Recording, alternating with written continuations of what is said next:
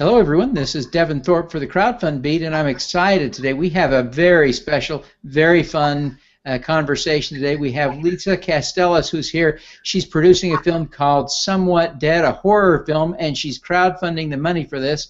And she's doing it in an interesting way. She's bypassed Kickstarter, and she's using iBankers Direct to do a Reg D 506C offering under Title II of the Jobs Act. This is really an interesting approach. So, Lisa, thank you very much for being here with us today. It's my pleasure to be here. Well, first off, tell us how it is that you came to be making a horror film. Well, that's a good question. It's an interesting question because I would say that the horror genre is not something that I had thought about, developing early on in my career, and it's something that I sort of came to. And I was drawn to the fact that horror movies have succeeded at the box office. Over the last 40 years, if you look at the various genres of film, there's only two that consistently have, a good, risk-reward ratio, and that's action-adventure films and horror films. So I found that very intriguing. I also then looked at the types of horror films that have been out there over the years. There's been horror comedy, horror supernatural, and certain ones do better than others. And I felt that, there was a large amount of horror films that weren't particularly well told, kind of mixed in with the ones that are well told. Some of the things based on Stephen King stories, and even going way back to Rosemary's Baby, or coming forward to some of the, more recent films, particularly in the last year. Some of them are well told, but there's a number that aren't. And I thought it would be interesting to develop something with really wonderful characters that the audience would really care about, make it extremely scary. And I came across a young director at the Cannes Film Festival a number of years ago, and we met purely by accident. And he had made a short film and had created a very interesting world with interesting bad guys and an interesting protagonist. And I thought he was immensely talented. So we started to talk. And he and I together decided to develop Somewhat Dead.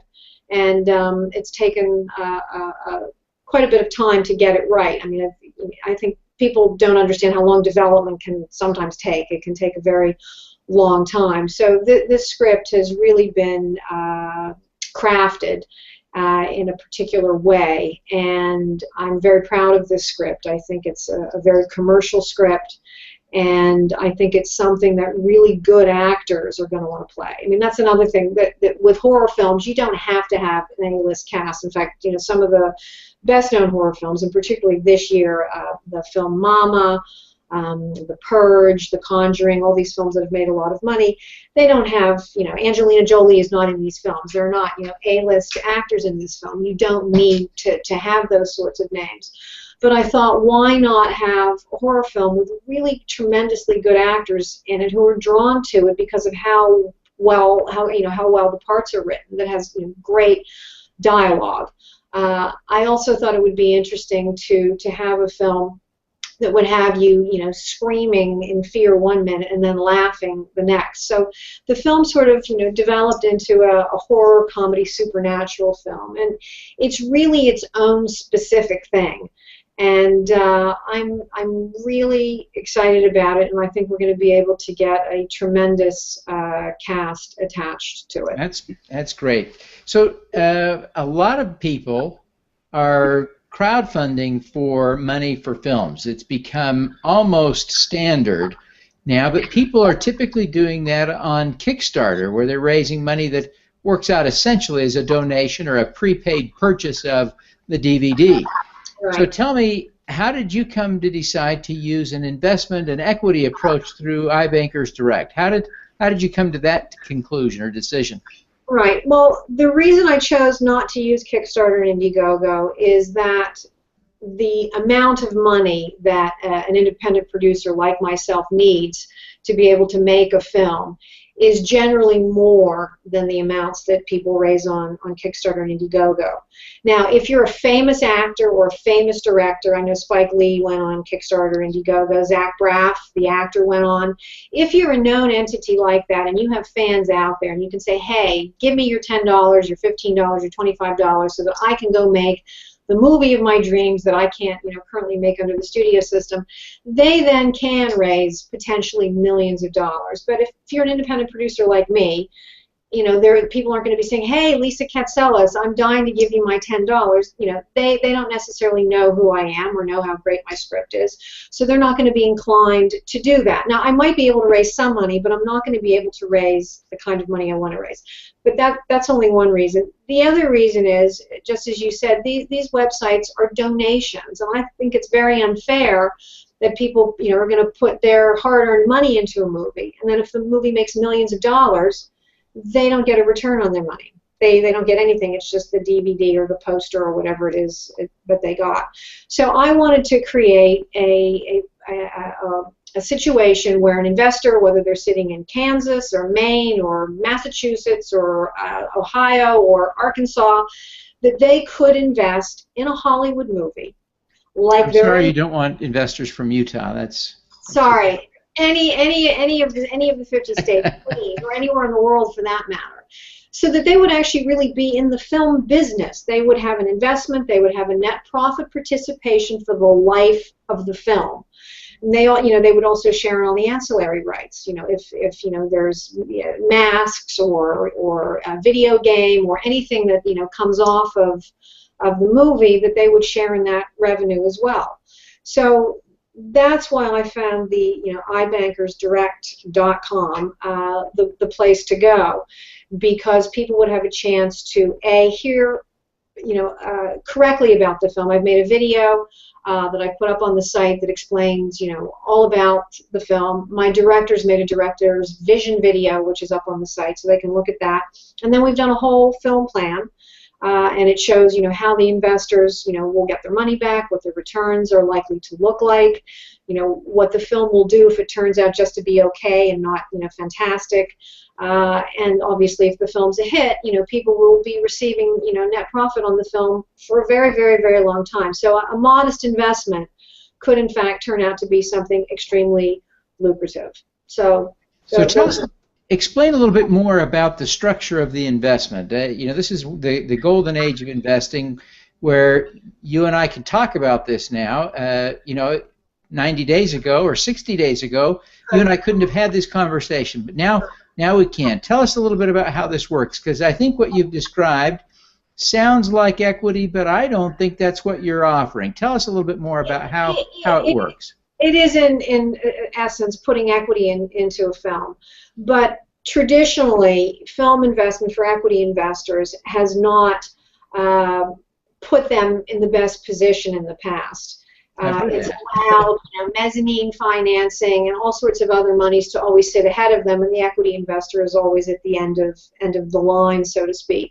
So what I'm trying to do is to allow the equity investor to have a much better position, and what I'm hoping is if I can raise a certain, my minimum raise is $3 million, my maximum raise is $6 million, and the budget of the film is going to be between $5 million and $8 million, depending on how much I raise. So what I'm going to do is I'm going to shoot the movie somewhere where I will get a very lucrative, tax credit rebate. I know everybody sort of has become familiar with those terms. The tax credits and rebate situation in the UK, for instance, is much better than it is here in a lot of respects. But there are certain places here you can go and get lucrative rebates. So that I'm going to be accessing at least a minimum of 20 to 25 and potentially 30% of my budget from that type of scenario, from where I'm shooting the film.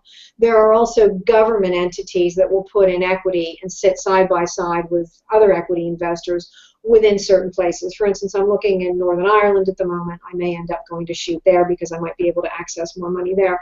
So I'm hoping by combining the investor's money with a rebate or tax credit situation that's going to get me nearly the budget that I need.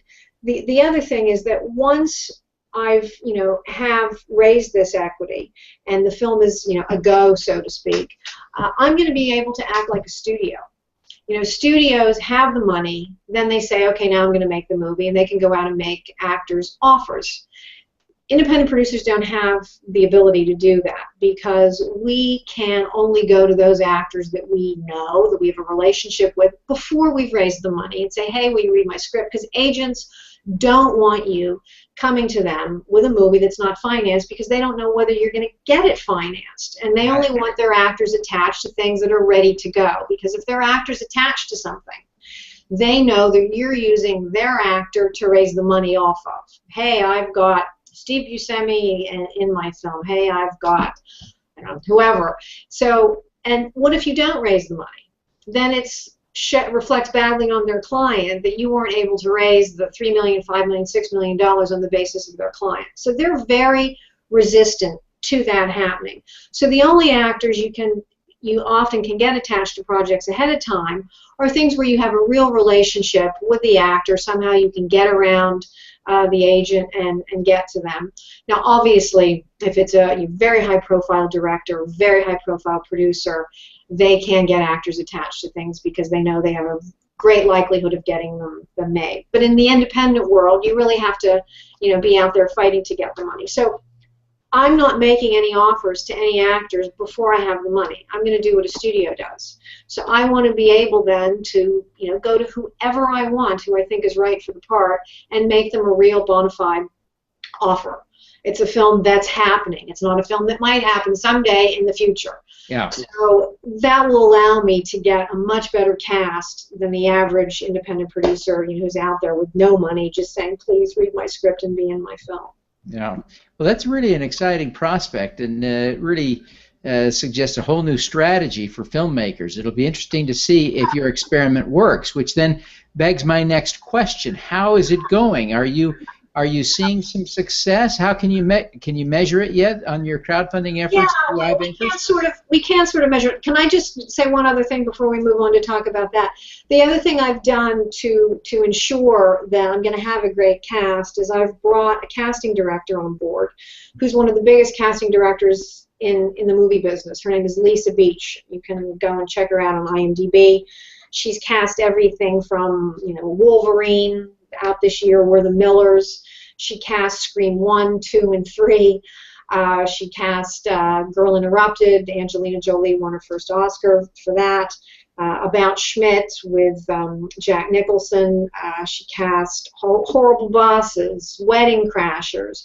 I mean, she's one of the most well-known, successful casting directors in the business, and she read the script. She says this is fantastic, so she's going to be doing it for less money than she normally gets paid, and I'm going to give her profit participation on the film. That's the other thing I wanted to say is everybody who's involved in this film, this is a group effort, and I'm going to let everybody share in the net profits on the film who makes a real contribution. So having Lisa Beach on board is a really big deal. And she can I can get the script into anybody's hands that I need to through her.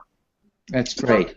So now let's talk about how it's going. Yeah, so we've only been up on the site live about a week, and I think we've raised $120,000 or somewhere around there. Wow.